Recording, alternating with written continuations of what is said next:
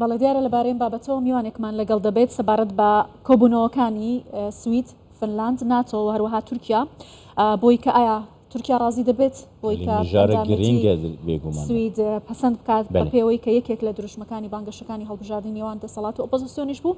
لە ئەستەمبڵەوە بەڕێز فۆگیۆراس ئەکادمیسیەن و سیاسەتمەدار لەگەڵمان دەبێت.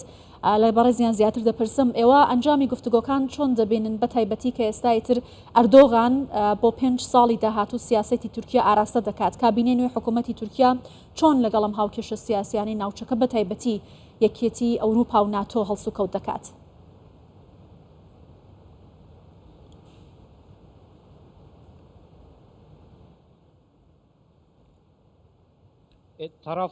بەڵێ کاتێک سەیری لایەنەکان دەکەین سەرجەم لایەنەکان بە ئەرێنیەوە لە کۆبوونەوەکە دەڕوانن. تا ئێستا خاڵێک دانراوە، بەڵام دەتوانین برێن فارێزەیەک دانراوە و ئێستا وا دەرکەوتووە کە ئەم قۆناغە بە شێوەیەکی بنیادنەرانە بووە و هەموو لایەنەکان بە ئەرێنیەوە سەیری بابەتەکە دەکەن و دەیانوێ ئەمە وەکو کارتێک بەکاربێنن بەرامبەر بە سەرجەم ئەو بربەستە جیاوازەکان کە لە ئەوروپادا هەن.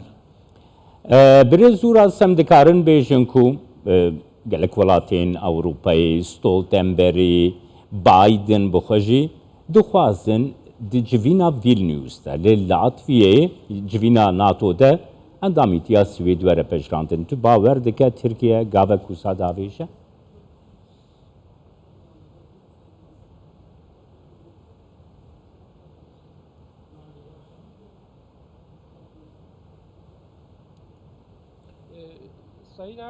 بەڕێز ئەردوغان لە سەرەتادا ئاماژی بەوە دابوو کە چەندین نیگەرانی هەیە و بەڵام کۆبوونەوەکان ئەومان پێنیشاندن کە پێشاتەکە بەو شێوەیە. ئێستاش هاکان فیدان لە یەکەم تاقیکردنەوەیدا دەیەوێت سەرکەوتوو بێت.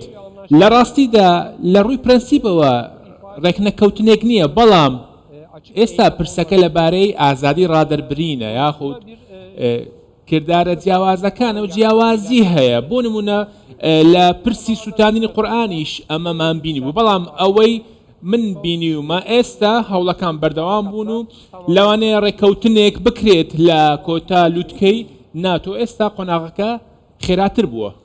باشە بەڕێز ئۆڤۆکیۆراس، ئایا پێتان وایە کە تورکیا دەتوانێت هەنگاو بەرەو ئاراستێکی جیاوازتر بنێت یا دەتوانێت جیاواز لە سیاسەتەکانی پیشووی کار بکات؟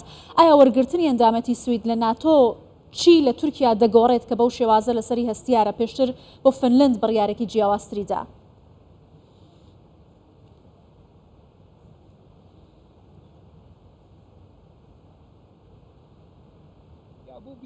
ئەمە لەوانەیە ڕکابەتێکی تەکتیکی بێت، چونکە تورکیا پەیوەندیەکانی لەگەڵ ناتۆ نایەوێت ئەم پەیوەندیانە لە نێو ببات و بپسرێت، بەڵام لە نێو ئەم خەباتەدا هەوڵ دەدات زۆرترین کاریگەری خۆی بەسەر سوید پیشامدا و دیسیپلینی خۆی بەسەریدا بسەپێنێت.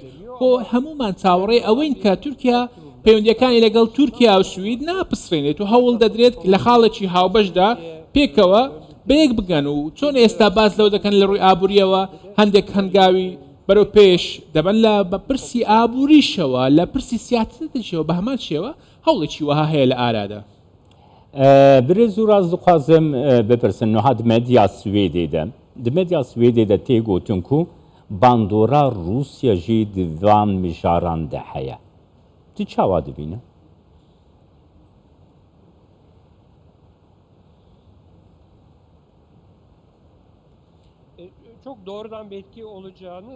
پێم وانییە ئەمە کاریگەرێکی ڕاستە و خۆی هەبێت، چونکە تورکیا لە ڕووی ڕەهەندەوە چەندین سیاسەتی جیاوازی هەیە و هەوڵ دەدا یەکسانی لە نێوان رووسیا و ئەوروپا ئەو یەکسانیە بپارێزێت. بێگومان لە سیاسەتە دەرەوەیەکان تورکیا هەوڵی پاراستنی بەرژەوەندەکانی خۆیەتی، بێگومان کاریگەری رووسیا هەیە، بەڵام کاریگەریەکی زۆر نییە و ناکرێت پرسەکانێک لای بکاتەوە. تورکیا بەردەوام دەبێت لەوەی لاکە ئەندامێکی ناتۆیە و ئەو ئیرادەیەشی هەیە، بۆیە لەم بارەیەوە ناکرێت باز لە کاریگەریەکی رووسی بکرێت. باشە بەرژەوەندیەکانی تورکیا زیاتر بە کام لادا دەشکێتەوە؟ لەگەڵ رووسیا کۆمەڵک خاڵی هاوبەشیان هەیە هاوکات لەگەڵ یەکێتی ئەوروپاش بەرەو ئەندامبوون لە یەکێتی ئەوروپا لە مێژە داوای کردووە کە هەنگاو بنێت.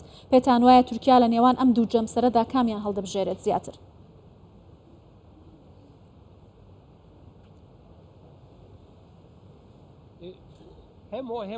هەم ئەو هەم ئەویش ئەم سیاسەتە پەیڕەو دەکات واتە لێکیان جیاک ناکاتەوە لەلایەک لەگەڵ پەیوەندیەکانی ئیسرائیل و پەیوەندیەکانی نێوان ئاساییکردنەوەی پەیوەندی ئەرمەنیستان و ئازەربەیجان و ئەمانە هەموو پێکەوە دەبن چونکە تورکیا ڕووی هەمیشە بۆ ئەوروپا وەرگێڕاوە ئەمە ناکاتە بژاردێک خۆتان دەزان ئێستا جیهان گۆڕاوە جیهان واتە ئەمە تەنها پرسێکی پەیوەندیدار بە تورکیا نییە و بە شێوەیەکی گشتی لە پەیوەندی نەدەوڵەتەکاندا ئێستا قۆناغێکی نوێ دەستی پێ کردووە تورکیاش دەیەوێت لە سیاستێکدا یەکسانیەکانی خۆی بپارێزێت سپاس بۆ te bi rêz û fûk û rast akademisyen siyasetzan ji Stenbolê gelme.